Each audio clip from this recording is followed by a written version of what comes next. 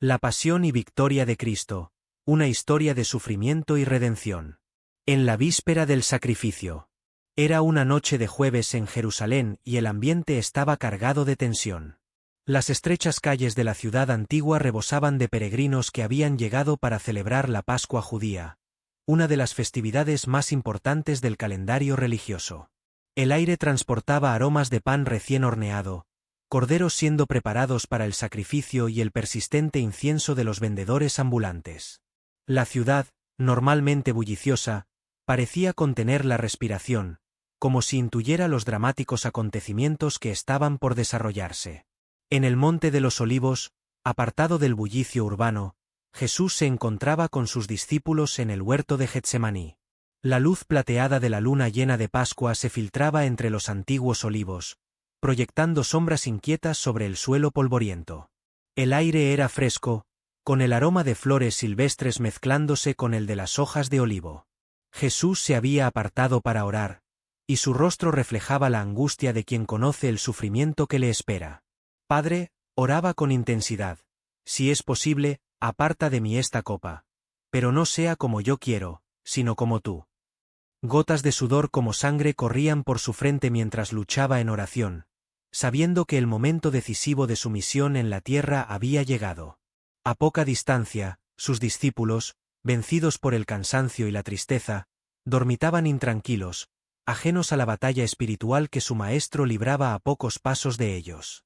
En ese mismo momento, en las calles de Jerusalén, una procesión siniestra se ponía en marcha. Antorchas encendidas iluminaban el camino mientras soldados romanos y guardias del templo, bajo la dirección de Judas Iscariote, se dirigían hacia el huerto. Las llamas danzaban con el viento nocturno, proyectando siluetas amenazadoras en los muros de piedra caliza. El tintineo de las armaduras y el murmullo de voces conspiratorias rompían el silencio de la noche jerusalemita. Judas, uno de los 12 discípulos de Jesús, había acordado entregar a su maestro por 30 piezas de plata.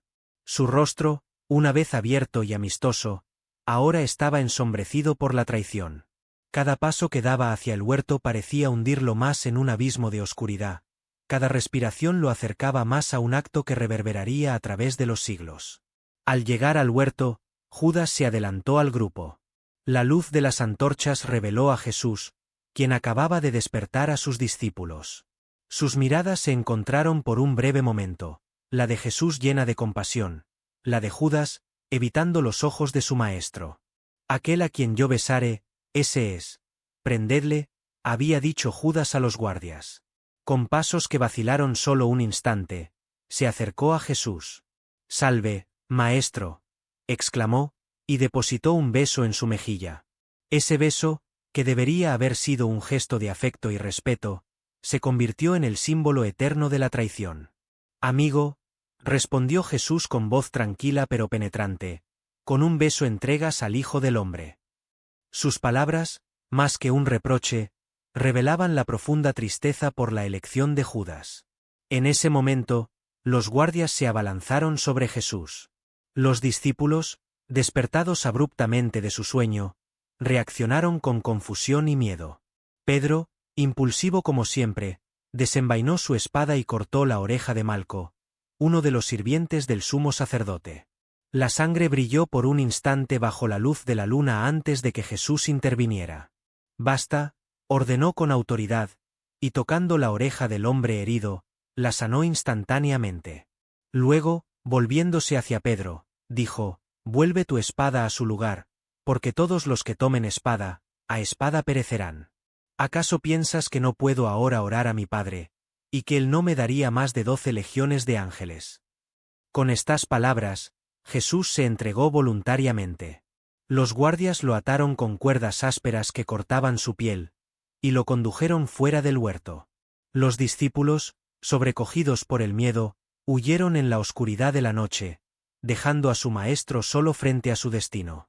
El crujir de las ramas bajo sus pies apresurados pronto se desvaneció, dejando solo el eco de una antigua profecía: «Heriré al pastor, y las ovejas serán dispersadas». El juicio injusto. Jesús fue conducido primero a la casa de Anás, suegro de Caifás, quien era sumo sacerdote aquel año. El patio empedrado resonaba con los pasos firmes de los guardias mientras empujaban a Jesús hacia el interior. Las antorchas clavadas en las paredes proyectaban sombras danzantes, creando una atmósfera de tensión y secretismo. Anás, un anciano de mirada penetrante y gestos calculados, interrogó a Jesús sobre sus enseñanzas y sus discípulos. «Yo he hablado abiertamente al mundo», respondió Jesús con calma dignidad. «Siempre he enseñado en la sinagoga y en el templo, donde se reúnen todos los judíos, y nada he hablado en secreto. ¿Por qué me preguntas a mí? Pregunta a los que han oído lo que les he hablado. Ellos saben lo que yo he dicho». Esta respuesta provocó la ira de uno de los guardias, quien golpeó a Jesús en el rostro con la palma de su mano. El sonido seco del golpe resonó en la sala, pero Jesús no se inmutó. «Si he hablado mal, testifica en qué he hablado mal. Pero si bien, ¿por qué me golpeas?». Su voz, aunque suave, llevaba la fuerza de la verdad. Después de este interrogatorio inicial, Jesús fue enviado atado a Caifás. Para entonces, ya era avanzada la noche, y una reunión extraordinaria del Sanedrín se había convocado apresuradamente. El gran salón donde se reunía el consejo estaba débilmente iluminado por lámparas de aceite y antorchas. Los 71 miembros del Sanedrín, con sus túnicas elegantes y expresiones solemnes, formaban un semicírculo intimidante. En el centro de este tribunal improvisado estaba Caifás, el sumo sacerdote, con su túnica ceremonial y su mirada calculadora. A medida que Jesús fue llevado al centro de la sala, un silencio tenso se apoderó del lugar. Los ojos de todos los presentes se clavaron en el prisionero, algunos con curiosidad, otros con desprecio apenas disimulado, y algunos con un temor secreto de que este hombre pudiera ser realmente quien decía ser. El juicio fue una farsa desde el principio. Testigos falsos fueron presentados uno tras otro, pero sus testimonios eran contradictorios y no proporcionaban base suficiente para una condena capital. La frustración crecía entre los miembros del Sanedrín. El tiempo apremiaba, pues querían concluir este asunto antes de la festividad de la Pascua. Finalmente, Caifás se puso de pie. Su voz resonó en la cámara mientras se dirigía directamente a Jesús. «¿No respondes nada? ¿Qué testifican estos contra ti?». Pero Jesús guardaba silencio, su compostura inquebrantable incluso frente a acusaciones falsas. Entonces, con una estrategia calculada, Caifás decidió obligar a Jesús a hacer una declaración que pudiera ser usada en su contra. «Te conjuro por el Dios viviente que nos digas si tú eres el Cristo, el Hijo de Dios». El silencio que siguió fue profundo. Todos los ojos estaban fijos en Jesús, cuya expresión serena contrastaba con la tensión del ambiente. Cuando finalmente habló, su voz era clara y sin vacilaciones. «Tú lo has dicho. Y además os digo que desde ahora veréis al Hijo del Hombre sentado a la diestra del poder de Dios, y viniendo en las nubes del cielo». Las palabras cayeron como un trueno en la sala. Caifás, en un gesto teatral, rasgó sus vestiduras, una acción simbólica de extrema indignación ante la blasfemia. «Ha blasfemado. ¿Qué más necesidad tenemos de testigos? He aquí, ahora mismo habéis oído su blasfemia. ¿Qué os parece?». Su voz vibraba con una mezcla de triunfo y fingida indignación. «Es digno de muerte», gritaron los miembros del Sanedrín al unísono. La sentencia había sido decidida mucho antes de que el juicio comenzara. Lo que siguió fue una exhibición de crueldad que revelaba la oscuridad del corazón humano. Algunos comenzaron a escupir a Jesús, otros lo golpeaban con los puños, mientras se burlaban diciendo: «Profetiza, Cristo, ¿quién es el que te golpeó?». Mientras tanto, en el patio exterior, Pedro, quien había seguido a Jesús a distancia, se calentaba junto a una fogata con los guardias y sirvientes. El fuego proyectaba un resplandor rojizo sobre los rostros de los presentes, creando un juego inquietante de luces y sombras. 3 veces fue reconocido como discípulo de Jesús, y 3 veces lo negó, cada vez con mayor vehemencia.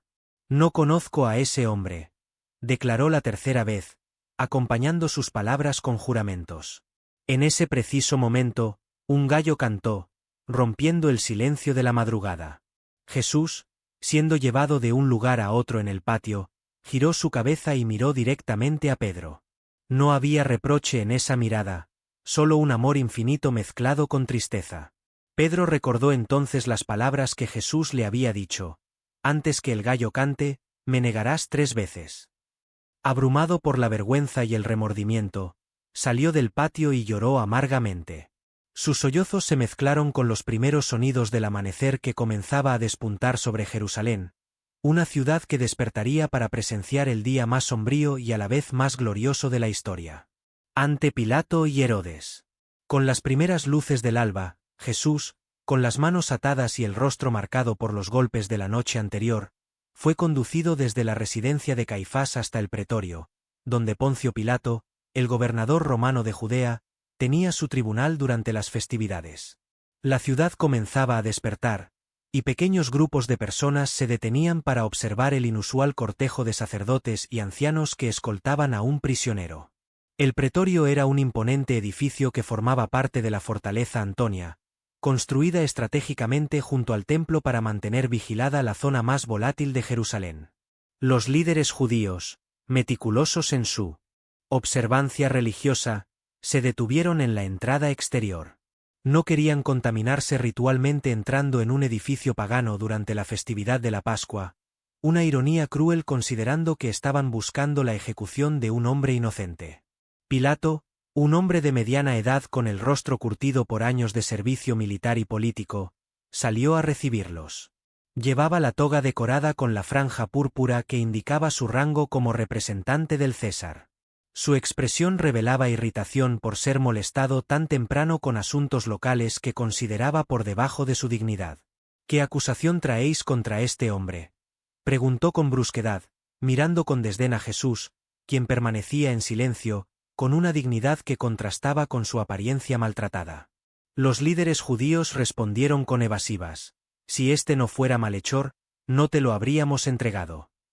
Era evidente que esperaban que Pilato simplemente ratificara su sentencia sin hacer preguntas.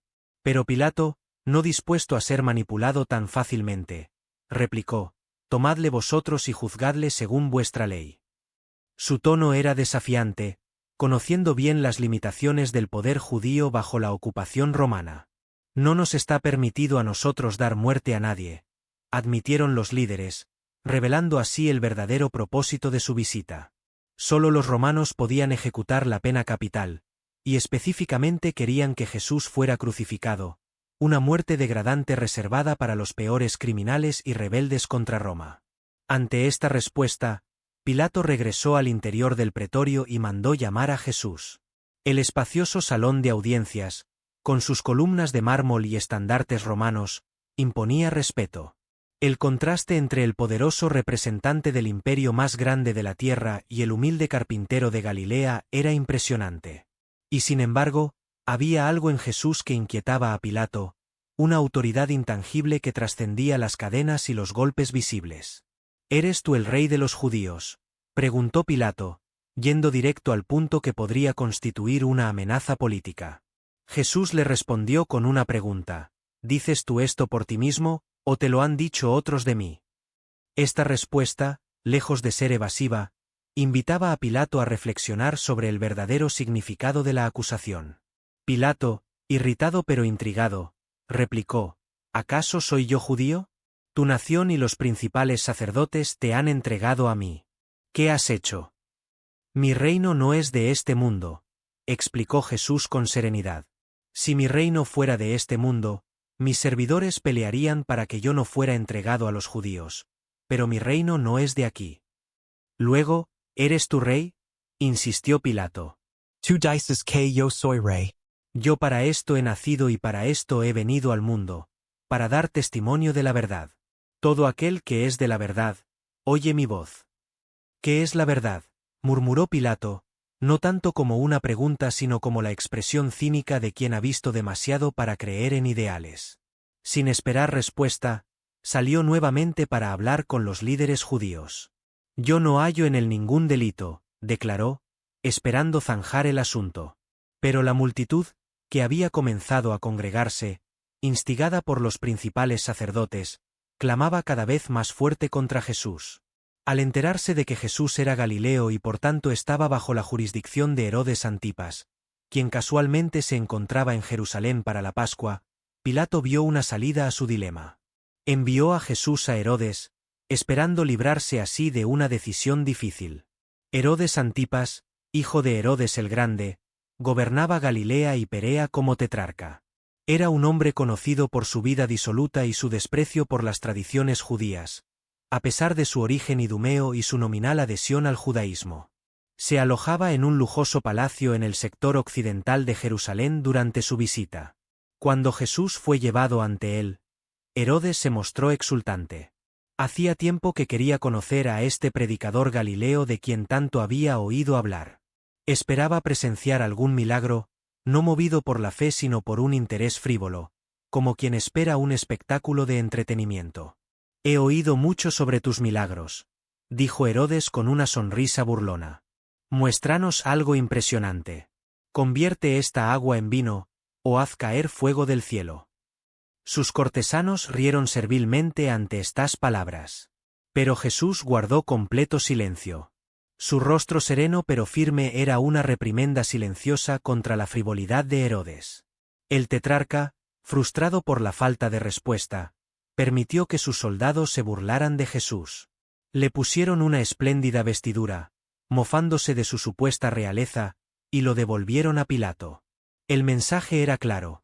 Herodes consideraba a Jesús como un caso insignificante, digno de burlas pero no de una seria consideración legal. La elección fatal, Barrabás o Jesús. Cuando Jesús regresó al pretorio, Pilato se encontró nuevamente en la incómoda posición de tener que tomar una decisión sobre este caso. La multitud en el exterior había crecido considerablemente. El ambiente era tenso, cargado de expectativas contradictorias. Los líderes religiosos movían los hilos, azuzando los sentimientos antirromanos que siempre estaban latentes en la población, pero dirigiéndolos astutamente contra Jesús en lugar de contra la autoridad imperial. Pilato, quien había gobernado Judea durante unos 5 años, conocía bien la volatilidad de estas multitudes. Había enfrentado revueltas antes y sabía que Jerusalén durante la Pascua era especialmente propensa a estallidos de violencia, cuando la ciudad triplicaba su población con peregrinos nacionalistas. Un error político ahora podría costarle su posición, quizás incluso su vida si Tiberio César decidía que no era capaz de mantener el orden. Con una estrategia en mente, Pilato se presentó nuevamente ante la multitud desde la plataforma elevada del tribunal. A su lado estaban dos figuras contrastantes: Jesús, maltratado pero digno, y Barrabás, un conocido insurrecto y asesino que había sido capturado durante una revuelta contra la autoridad romana. Barrabás tenía el aspecto fiero de un guerrero, con su cabello enmarañado y su mirada desafiante.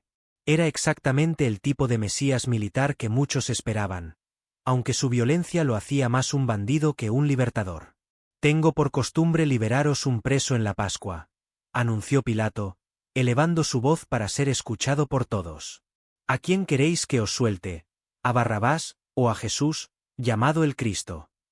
Pilato estaba seguro de que la elección sería obvia. Barrabás era un criminal peligroso cuyas acciones habían perjudicado tanto a romanos como a judíos.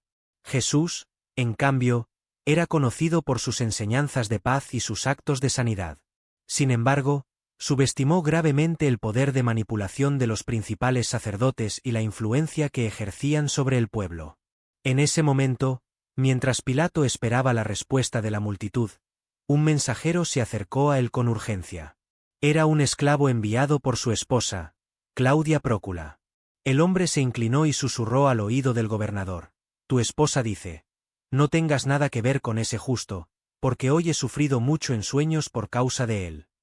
Pilato palideció ligeramente. Como muchos romanos de su época, era supersticioso y daba gran importancia a los sueños como posibles mensajes de los dioses. Este mensaje aumentó su inquietud sobre el caso de Jesús. Mientras tanto, los principales sacerdotes y ancianos se movían entre la multitud, persuadiendo a la gente para que pidiera la liberación de Barrabás. Sus argumentos eran convincentes para una población resentida por la ocupación romana. Barrabás había luchado contra los opresores extranjeros, mientras que Jesús hablaba de poner la otra mejilla y amar a los enemigos. Cuando Pilato volvió a preguntar, «¿A cuál de los dos queréis que os suelte?», la respuesta fue un grito unánime: «¡A Barrabás!». Pilato, visiblemente desconcertado, insistió: «¿Qué, pues, haré de Jesús, llamado el Cristo? Sea crucificado». Rugió la multitud, cada vez más enardecida. «¿Pues qué mal ha hecho?», preguntó Pilato, pero su voz fue ahogada por los gritos cada vez más fuertes: «Sea crucificado. Sea crucificado». La escena era caótica. Lo que había comenzado como un juicio se estaba convirtiendo rápidamente en una potencial revuelta. Pilato, viendo que nada avanzaba y que el tumulto crecía, tomó una decisión política en lugar de una decisión de justicia. Pidió agua y se lavó las manos delante de la multitud, un gesto simbólico que todos entendieron. «Inocente soy yo de la sangre de este justo. Allá vosotros». La multitud respondió asumiendo colectivamente la responsabilidad: «Su sangre sea sobre nosotros y sobre nuestros hijos». Palabras que resonarían trágicamente a través de los siglos. Con un gesto de resignación, Pilato ordenó la liberación de Barrabás. El insurrecto fue traído desde su celda, sus cadenas fueron removidas, y con una sonrisa triunfante se perdió entre la multitud que lo aclamaba. Era libre, salvado por el mismo hombre que tomaría su lugar en la cruz. La corona de espinas y el camino del dolor. Después de entregar a Jesús para ser crucificado, Pilato lo dejó en manos de sus soldados. Estos, acostumbrados a la brutalidad de la ocupación militar y despreciando a los judíos, vieron en Jesús una oportunidad para diversión cruel. Lo llevaron al interior del pretorio, al patio conocido como el Litostrotos, un área pavimentada con piedras donde la cohorte romana solía reunirse. Allí, llamaron a toda la compañía, unos 500 hombres, para participar en la burla. Despojaron a Jesús de sus ropas y le pusieron un manto púrpura, color asociado con la realeza. El tejido áspero se adhería a las heridas abiertas por los azotes, provocando un dolor constante. Uno de los soldados, con una sonrisa maliciosa, trenzó una corona utilizando ramas de un arbusto espinoso común en la región. Las espinas, largas y afiladas, fueron presionadas sobre la cabeza de Jesús. La sangre comenzó a fluir inmediatamente, corriendo por su frente y nublando su visión. Le pusieron una caña en la mano derecha, como un cetro burlesco, y comenzaron a desfilar ante él, arrodillándose en falsa reverencia. «Salve, Rey de los judíos», se mofaban, escupiendo sobre él y tomando la caña para golpearlo en la cabeza, clavando más profundamente las espinas. La humillación era tan intensa como el dolor físico. Acostumbrados a tratar con rebeldes que luchaban y maldecían, los soldados estaban desconcertados por la silenciosa dignidad de Jesús, lo que solo aumentaba su crueldad. Después de haberse divertido lo suficiente, le quitaron el manto púrpura, ahora manchado de sangre, y le pusieron sus propias ropas. La tela se adhirió a las heridas recién abiertas, arrancando la piel al ser colocada. Luego, lo llevaron fuera para crucificarlo. En ese momento, un pesado madero fue colocado sobre los hombros lacerados de Jesús. Era el patibulum, la viga horizontal de la cruz que cada condenado debía cargar hasta el lugar de ejecución. El peso, de unos 30 a 40 kilos, era especialmente difícil de soportar para alguien que había pasado una noche sin dormir. Había sido golpeado repetidamente y había perdido considerable cantidad de sangre. El cortejo fúnebre comenzó su marcha desde la fortaleza Antonia hacia el Gólgota, siguiendo un camino diseñado para maximizar la humillación pública. Un soldado encabezaba la procesión llevando un cartel que anunciaba el delito del condenado: Jesús de Nazaret, Rey de los judíos, escrito en arameo, latín y griego para que todos pudieran entender. Las calles de Jerusalén, estrechas y empinadas, estaban abarrotadas de peregrinos. Algunos miraban con indiferencia, acostumbrados a las ejecuciones romanas. Otros, que días antes habían aclamado a Jesús en su entrada triunfal, ahora apartaban la mirada, avergonzados o desilusionados. Algunos de sus seguidores observaban desde lejos, temerosos de ser asociados con él pero incapaces de abandonarlo completamente. El camino ascendía por pendientes empedradas y resbaladizas.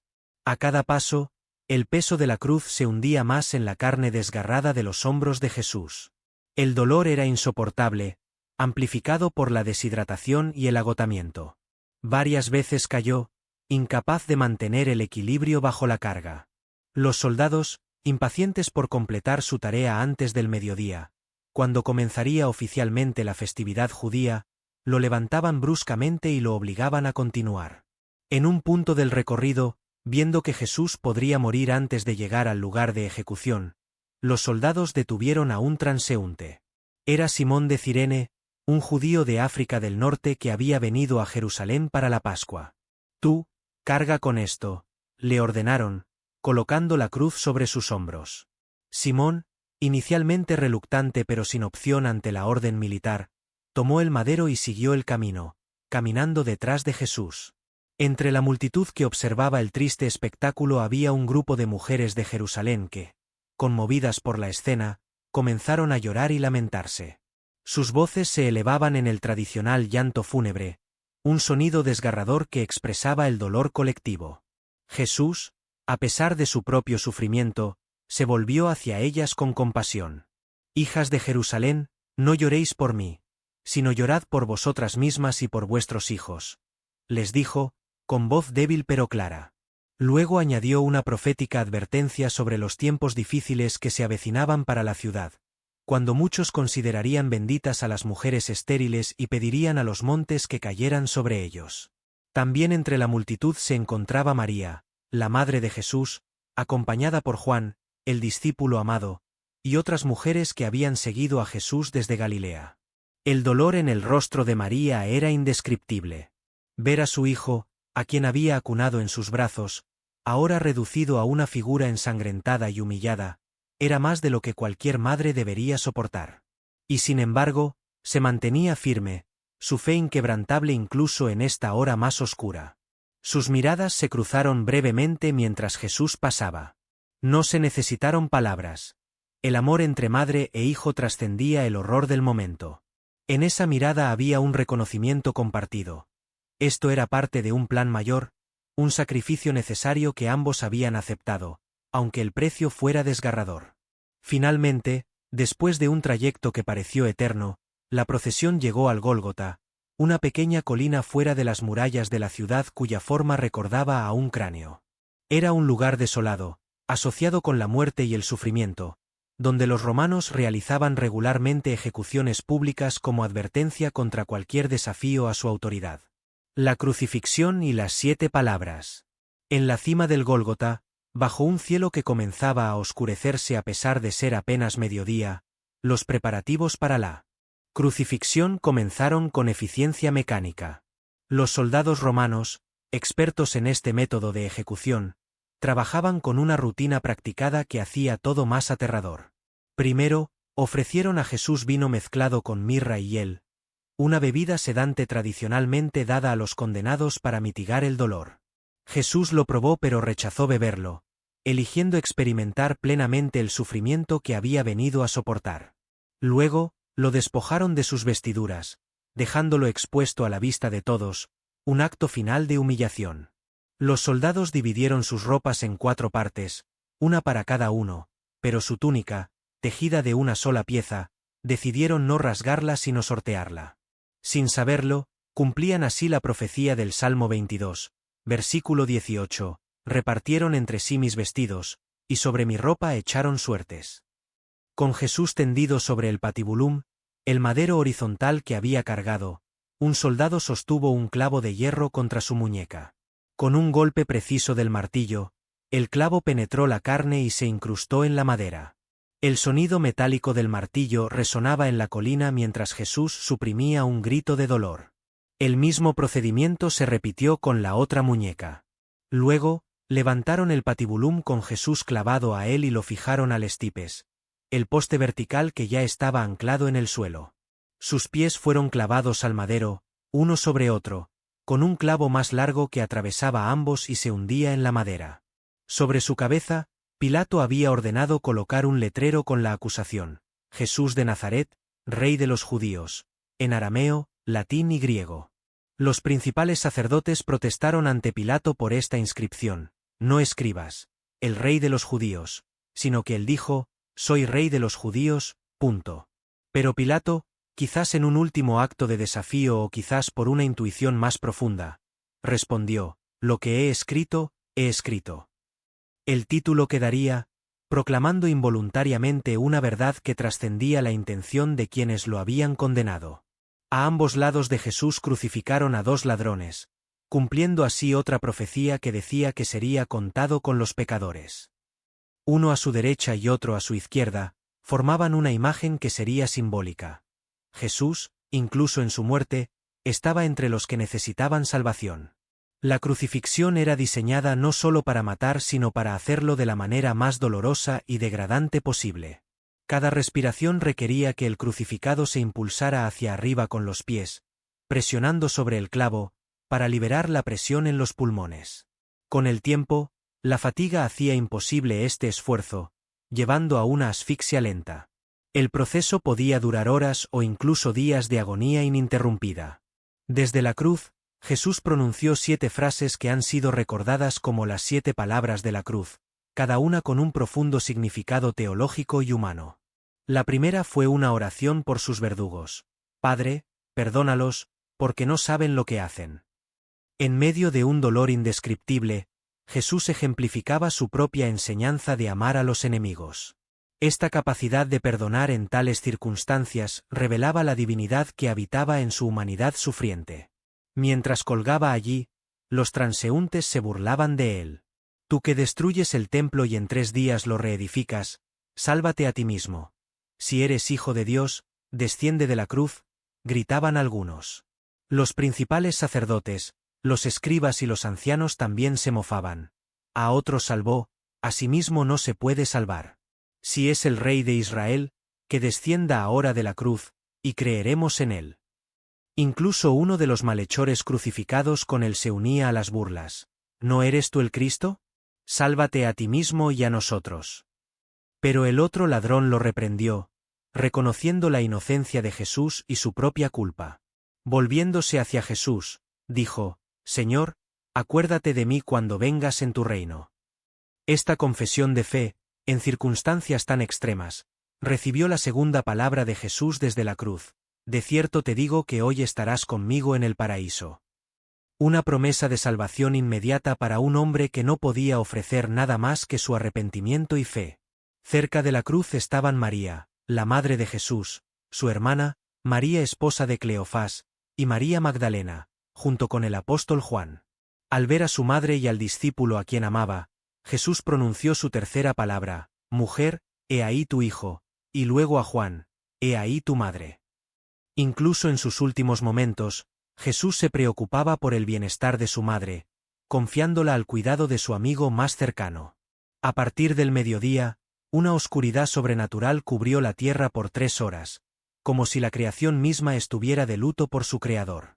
Esta oscuridad, mencionada incluso en algunos registros históricos no cristianos, era un signo visible del juicio divino y del momento cósmico que se estaba desarrollando. Cerca de las 3 de la tarde, Jesús clamó con voz fuerte su cuarta palabra, Eloi, Eloi, lama sabactani, ¿qué significa, Dios mío, ¿por qué me has desamparado? Citando el Salmo 22, Jesús expresaba el misterio central de la cruz. El momento en que, cargando con los pecados del mundo, experimentó la separación de Dios que es la esencia del infierno mismo. Algunos de los presentes, malinterpretando sus palabras, pensaron que llamaba a Elías. La deshidratación extrema causada por la pérdida de sangre y el trauma llevó a Jesús a pronunciar su quinta palabra, tengo sed. Un soldado, movido quizás por un momento de compasión, empapó una esponja en vinagre, la puso en una caña de hisopo y la acercó a sus labios, cumpliendo sin saberlo otra profecía del Salmo 69, versículo 21. Tras esto, Jesús, sabiendo que todo estaba ya consumado, pronunció su sexta palabra, consumado es. El término original en griego, tetelestai, era una expresión utilizada en transacciones comerciales para indicar pagado por completo. La deuda del pecado había sido completamente saldada. Finalmente, con una voz sorprendentemente fuerte para alguien al borde de la muerte, Jesús clamó su séptima y última palabra, Padre, en tus manos encomiendo mi espíritu. Con estas palabras, inclinó la cabeza y entregó el espíritu voluntariamente. En ese preciso instante, varios eventos sobrenaturales ocurrieron simultáneamente. El velo del templo, una enorme cortina que separaba el lugar santo del Santísimo, se rasgó en dos de arriba abajo, simbolizando que el acceso directo a Dios quedaba abierto para todos. La tierra tembló, las rocas se partieron, y muchos sepulcros de santos se abrieron. Estos estarían entre los muchos que, después de la resurrección de Jesús, saldrían de sus tumbas y aparecerían a muchos en Jerusalén, como testigos del poder de Dios sobre la muerte. El centurión romano que supervisaba la crucifixión, al ver estos eventos y la manera en que Jesús murió, exclamó: «Verdaderamente este hombre era hijo de Dios». Su declaración, viniendo de un gentil, presagiaba cómo el mensaje de la cruz trascendería las fronteras de Israel para alcanzar a todas las naciones. El sepulcro sellado y la vigilia silenciosa. Como la crucifixión había ocurrido en vísperas del sábado, que además coincidía con la Pascua, había urgencia por retirar los cuerpos. La ley judía prohibía que los cadáveres permanecieran expuestos durante el día sagrado. Los líderes judíos pidieron a Pilato que se acelerara la muerte de los crucificados quebrándoles las piernas, un procedimiento común que impedía que los condenados se impulsaran para respirar, causando una rápida asfixia. Los soldados quebraron las piernas de los dos ladrones, pero al llegar a Jesús, vieron que ya estaba muerto. Para confirmarlo, uno de los soldados atravesó su costado con una lanza. Inmediatamente salió sangre y agua, un detalle médico que confirma la causa de muerte. Ruptura cardíaca y acumulación de fluido alrededor del corazón y los pulmones. Sin saberlo, los soldados cumplieron dos profecías más: que ningún hueso del Mesías sería quebrado, y que mirarían a aquel a quien habían traspasado. Mientras esto ocurría, un hombre adinerado e influyente llamado José de Arimatea se presentó ante Pilato. José era miembro del Sanedrín, pero no había consentido en la decisión de condenar a Jesús. Aunque hasta ahora había sido un discípulo secreto por temor a los judíos, la muerte de Jesús lo movió a actuar con valentía. Pidió el cuerpo de Jesús para darle un entierro digno. Pilato se sorprendió de que Jesús hubiera muerto tan rápidamente, pues las crucifixiones solían durar mucho más. Después de confirmar con el centurión que efectivamente estaba muerto, concedió el permiso. José no estaba solo en esta tarea. Nicodemo, otro miembro del Sanedrín y también seguidor secreto de Jesús, se unió a él, trayendo una mezcla de mirra y áloes de unas 100 libras, una cantidad extraordinaria que reflejaba su devoción y respeto. Juntos, estos dos hombres prominentes tomaron el cuerpo de Jesús, lo lavaron según la costumbre judía, y lo envolvieron en lienzos de lino limpio con las especias aromáticas. Cerca del lugar de la crucifixión, José poseía un huerto donde había hecho tallar un sepulcro nuevo en la roca, destinado originalmente para él mismo y su familia. Nunca se había depositado ningún cuerpo en él. Allí colocaron el cuerpo de Jesús, cerrando la entrada con una gran piedra circular que se deslizaba por un canal inclinado. Las mujeres que habían seguido fielmente a Jesús desde Galilea observaron dónde y cómo fue depositado su cuerpo. María Magdalena y María la madre de José se sentaron frente al sepulcro, guardándolo con sus miradas hasta que la oscuridad y la inminente llegada del sábado las obligaron a retirarse. Planeaban regresar después del sábado para completar los ritos funerarios con ungüentos adicionales que prepararían. El día siguiente era el sábado, un día de obligado descanso según la ley judía. Además, este sábado en particular tenía un significado especial por coincidir con la festividad de la Pascua. Mientras los discípulos se ocultaban, temerosos de correr la misma suerte que su maestro, los principales sacerdotes y fariseos acudieron a Pilato con una preocupación. «Señor», le dijeron, «recordamos que aquel engañador dijo, mientras vivía, después de 3 días resucitaré. Manda, pues, que se asegure el sepulcro hasta el tercer día, no sea que vengan sus discípulos de noche, lo hurten, y digan al pueblo, resucitó de entre los muertos. Y será el último engaño peor que el primero». Pilato, probablemente irritado por tener que seguir ocupándose de este asunto que él consideraba cerrado, les dijo, «Tenéis una guardia. Id, aseguradlo como sabéis». Con esto les autorizaba a usar guardias del templo, o posiblemente incluso soldados romanos, para vigilar el sepulcro. Los líderes religiosos no perdieron tiempo. Fueron al sepulcro, Aseguraron la piedra con un sello oficial, probablemente una cuerda extendida a través de la piedra y fijada en ambos extremos con arcilla que llevaba el sello oficial, y apostaron guardias. El sello romano significaba que cualquiera que intentara mover la piedra estaría desafiando la autoridad imperial, un delito castigado con la muerte. Los guardias, entrenados y disciplinados, harían imposible cualquier intento de robar el cuerpo. Así, mientras el sol se ponía aquel sábado, el cuerpo de Jesús yacía en el frío sepulcro, vigilado por soldados armados y protegido por el sello de Roma, el poder más grande de la tierra. Para todos los observadores, la historia había terminado. El predicador Galileo que había causado tanta conmoción estaba muerto y enterrado, y con él sus enseñanzas y las esperanzas que había despertado. Los discípulos, reunidos en secreto en el aposento alto, estaban sumidos en la confusión y el dolor.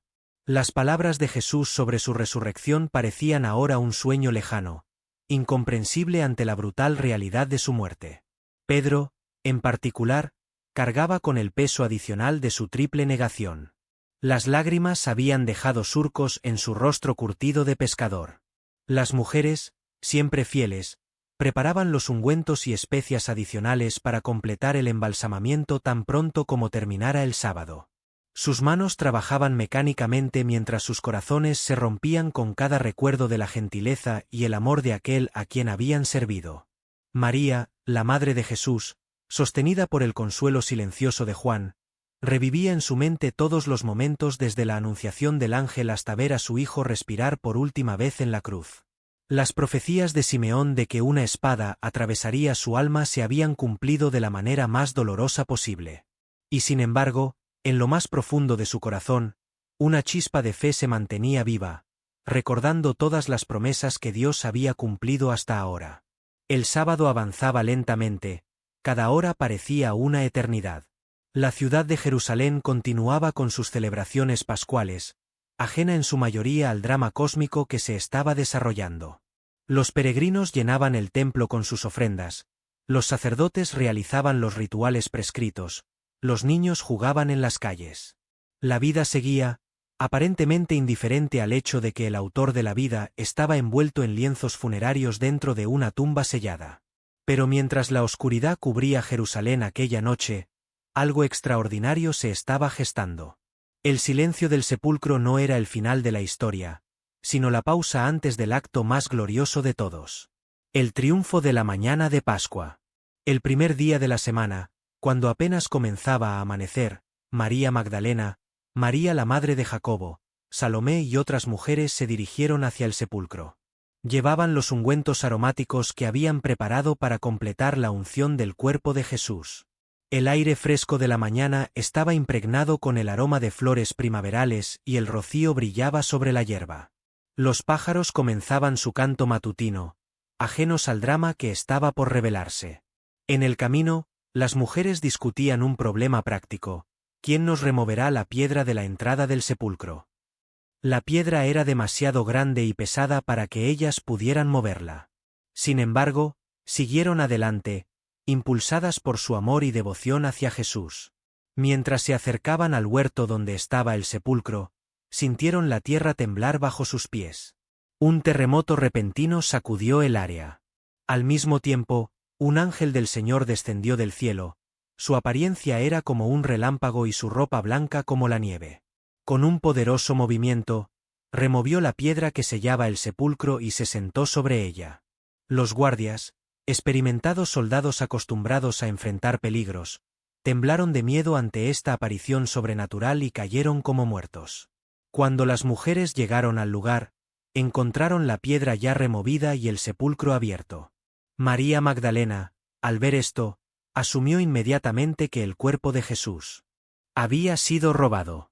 Sin esperar más, corrió para informar a Pedro y Juan: se han llevado del sepulcro al Señor, y no sabemos dónde le han puesto.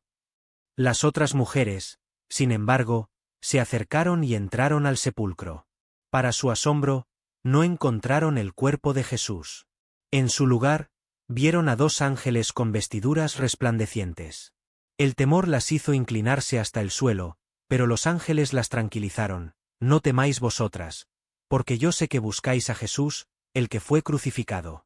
No está aquí, pues ha resucitado, como dijo.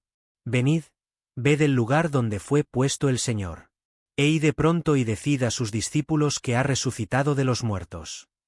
Las mujeres salieron del sepulcro, llenas de temor y gran gozo a la vez. Corrían para llevar la noticia a los discípulos cuando, de repente, Jesús mismo les salió al encuentro, saludándolas. Ellas, sobrecogidas de emoción, se acercaron, abrazaron sus pies y le adoraron. Jesús les dijo: No temáis, id, dad las nuevas a mis hermanos, para que vayan a Galilea, y allí me verán. Mientras tanto, María Magdalena había llegado donde estaban Pedro y Juan. Sus palabras provocaron una inmediata reacción. Los dos discípulos salieron corriendo hacia el sepulcro, con Juan adelantándose a Pedro. Al llegar, Juan se inclinó para mirar dentro y vio los lienzos allí, pero no entró.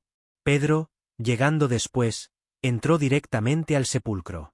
Vio los lienzos puestos allí, y el sudario que había estado sobre la cabeza de Jesús, no puesto con los lienzos, sino enrollado en un lugar aparte. Entonces entró también Juan, y vio y creyó. Hasta ese momento, no habían entendido la escritura que decía que Jesús debía resucitar de los muertos. Con esta nueva comprensión, regresaron a donde estaban los demás discípulos. María Magdalena, que había seguido a Pedro y Juan hasta el sepulcro, se quedó allí después de que ellos se fueron. Llorando, se inclinó para mirar dentro del sepulcro y vio a dos ángeles vestidos de blanco, sentados donde había estado el cuerpo de Jesús. Le preguntaron: Mujer, ¿por qué lloras? Ella respondió: Porque se han llevado a mi Señor, y no sé dónde le han puesto. Al decir esto, se volvió y vio a Jesús de pie, pero no lo reconoció.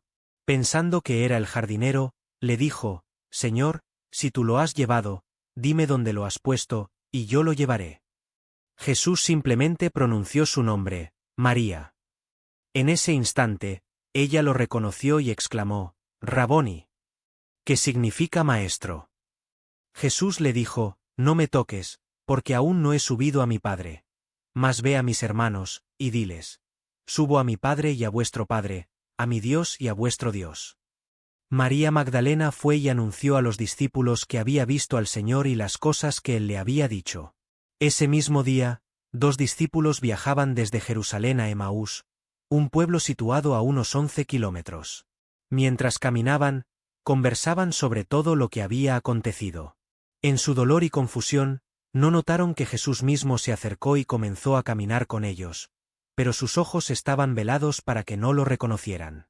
Jesús les preguntó sobre qué hablaban, y ellos, sorprendidos, le contaron sobre la crucifixión de Jesús de Nazaret, a quien consideraban un profeta poderoso. Le explicaron su desilusión. Nosotros esperábamos que él era el que había de redimir a Israel. También mencionaron los extraños informes de las mujeres que habían ido al sepulcro temprano y lo habían encontrado vacío, diciendo que habían visto ángeles que les aseguraron que Jesús vivía.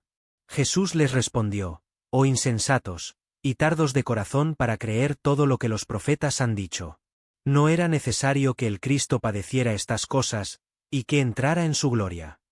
Y comenzando desde Moisés y siguiendo por todos los profetas, les explicaba lo que decían las Escrituras acerca de él. Al acercarse a Emaús, Jesús actuó como si fuera a seguir adelante, pero ellos le insistieron: Quédate con nosotros, porque se hace tarde, y el día ya ha declinado. Jesús entró para quedarse con ellos. Cuando estaban a la mesa, tomó el pan, lo bendijo, lo partió y comenzó a dárselo. En ese preciso momento, sus ojos fueron abiertos y lo reconocieron, pero él desapareció de su vista. Entusiasmados, los dos discípulos se dijeron uno al otro: ¿No ardía nuestro corazón en nosotros, mientras nos hablaba en el camino, y cuando nos abría las Escrituras? Sin perder tiempo, regresaron a Jerusalén para contar a los 11 y a los que estaban con ellos lo que había sucedido.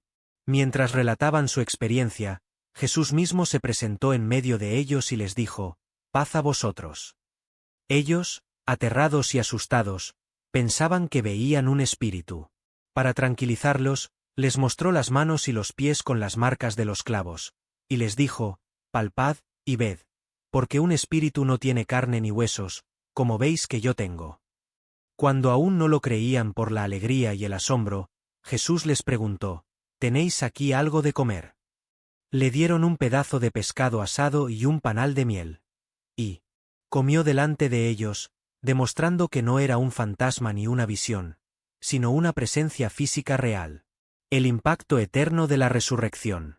La resurrección de Jesús marcó el inicio de una nueva era para la humanidad.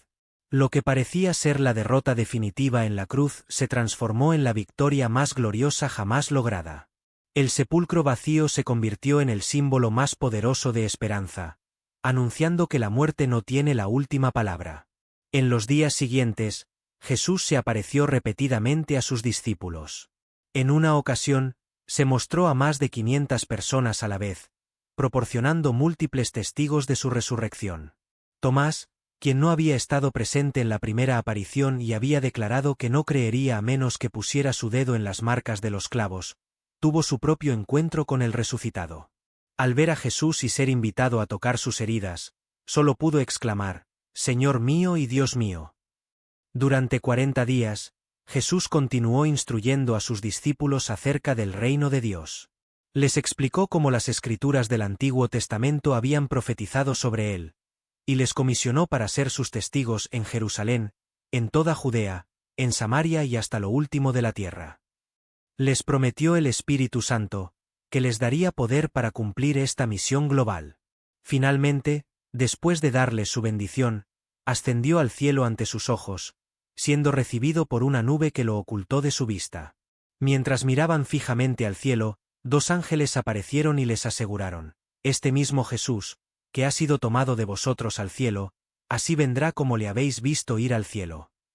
Los discípulos regresaron a Jerusalén con gran gozo, un cambio radical respecto a su estado de ánimo después de la crucifixión. Se reunían constantemente para orar y adorar, esperando la promesa del Espíritu Santo.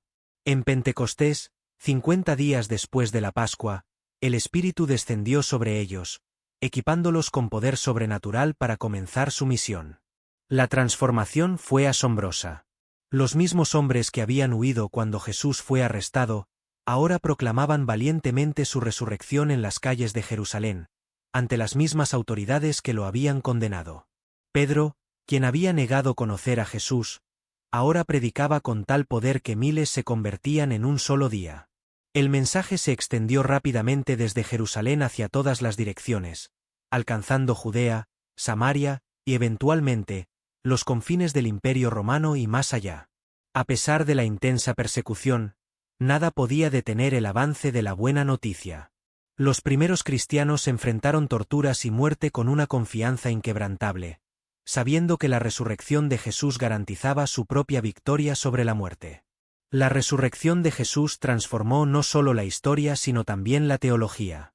Confirmó todas sus afirmaciones sobre su identidad como el Hijo de Dios y validó su sacrificio en la cruz como suficiente para la redención de la humanidad. Es el fundamento de la fe cristiana, como declaró el apóstol Pablo, y si Cristo no resucitó, vana es entonces nuestra predicación, vana es también vuestra fe. La resurrección también inauguró una nueva creación. Así como el primer Adán trajo la muerte al mundo a través de su desobediencia, Jesús, el último Adán, trajo vida a través de su obediencia hasta la muerte y su victoria sobre ella. Su cuerpo resucitado, real pero transformado, es el prototipo de lo que espera a todos los creyentes en la resurrección final. Para los creyentes de todas las épocas, la resurrección de Jesús es la garantía de que sus propios cuerpos serán resucitados y transformados cuando Cristo regrese. Es la seguridad de que la muerte no es el final de la historia, sino una transición hacia la vida eterna en comunión con Dios. La resurrección también vindica la justicia de Dios. La cruz podría haber sido vista como la derrota de la justicia, con el inocente sufriendo mientras los culpables quedaban impunes. Pero la resurrección demuestra que Dios no dejará que la injusticia tenga la última palabra. Es la promesa de que llegará un día en que toda injusticia será rectificada, toda lágrima será enjugada, y la creación entera será restaurada.